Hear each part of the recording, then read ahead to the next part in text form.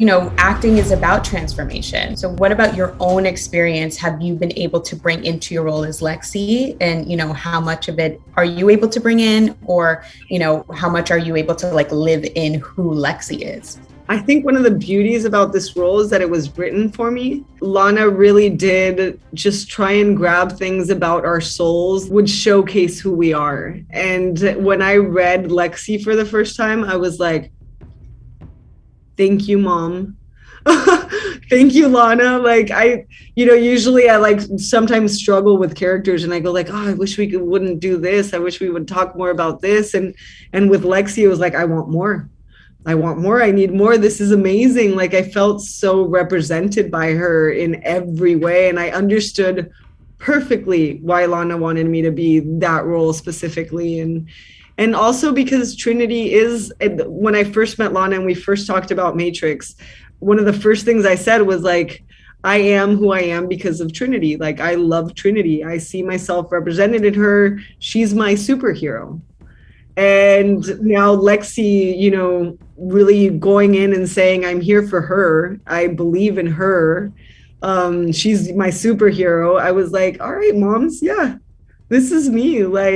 I do believe there's a lot of my soul in Lexi, and that putting my soul into Lexi's body really helped me heal and survive a lot of the things that I was going through the year that we were filming. So, and in my life in general. So I'm profoundly grateful for that. I have goosebumps. You can't see them under the jacket, but I have goosebumps because I feel like so many actors look for that kind of creative alignment where, it feels like kismet almost, where, you're meant to play this role. So to hear you speak about it is just, it's really inspirational. What can you tell us without giving too much away, about Lexi's character and, what, the audience will really, love about her?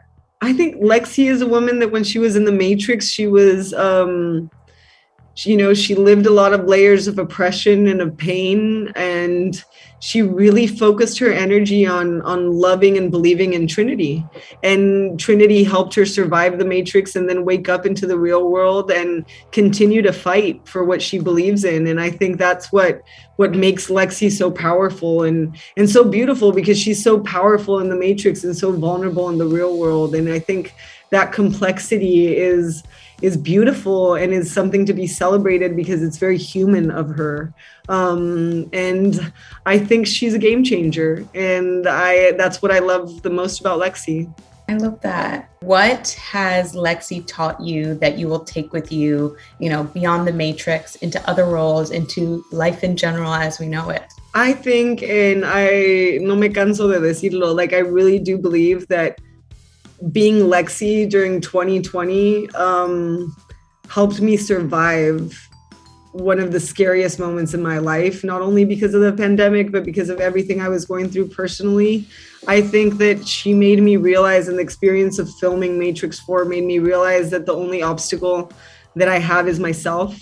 I'm the only one that can really say I can't do something, and I have to start believing in myself the way Lana believes in me and the way everyone involved believed in me, that I could do it all. And I think that's what's the most powerful that I can imagine. It feels beautiful to be on a project where you're wanted. It really helps with the imposter syndrome that we all live with. So I got kind of rid of that idea of what am I doing here, just by looking at Lana and going I'm here because she wants me here. And that's the most important thing. I love that. I've definitely, in our past interviews, I feel like everybody has mentioned imposter syndrome.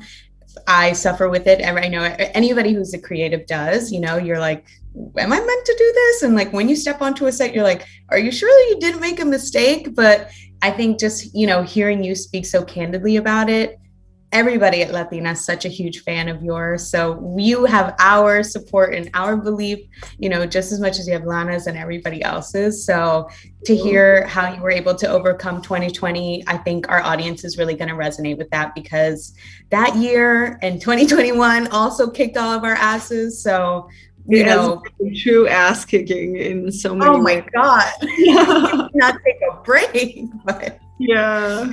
But I think this film, like Matrix Resurrections, is that break. Like, if we go to the movies, we buy our popcorn, we watch this, it's going to resonate so deeply in our souls, and it's going to give us like the hope that we got from the first one.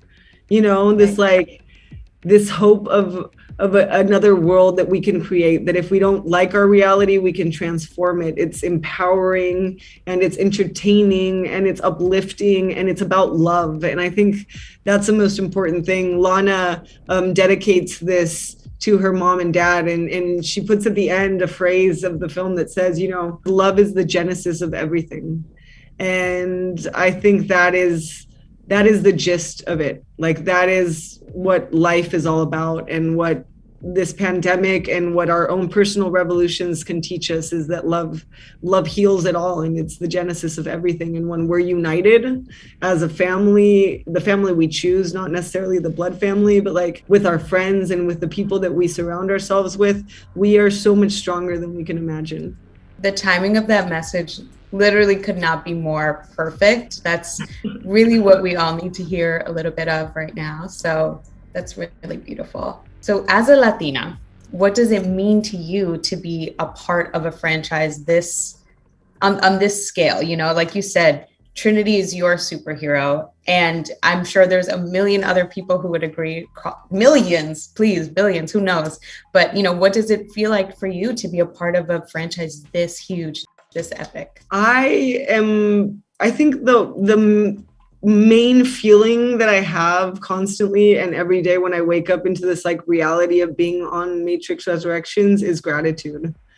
I feel like profoundly grateful every day for Lana believing in me and thinking that I could get, you know, that I could do this. Like, this is, it's insane sometimes when I see what we did, and when I see how people are waiting for it, or when I walk down the street and I see, you know, my face on billboards and things like that. It's like, you know, thank you, universe. Thank you, Lana. And I think also, like, thank you to the struggle of all those women that came before me. I have a struggle with identifying only as a Latina. I always say, like, I'm Mexican, you know, because I have an issue with the monolith. I think we all have our own geopolitical struggles, and we deserve to be named what we are in every sense. But I go back and I look at my Mexicanas that have gone so far, and I go, you know, and I see Aisa shining her butt off, and it makes me so proud. Then I see, you know, Ceci Suarez that did such an amazing, beautiful job here. And because of her, we had the doors open, Ana de la Reguera, and so many before me, that I just feel really, really blessed to have put the foot in the door thanks to their foot that they left in the door, and then leaving the foot in the door for the next one to be able to get in a little easier. So I just think, you know, this is a beautiful moment that we should be very grateful of, that finally the screen is starting to tell the story of what the world is like.